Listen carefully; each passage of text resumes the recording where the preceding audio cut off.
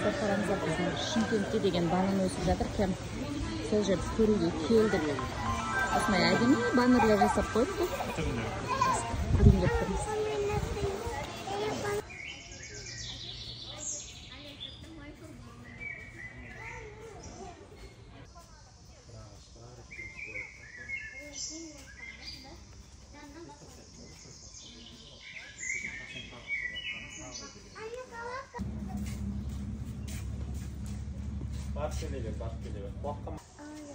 Ауыр емес.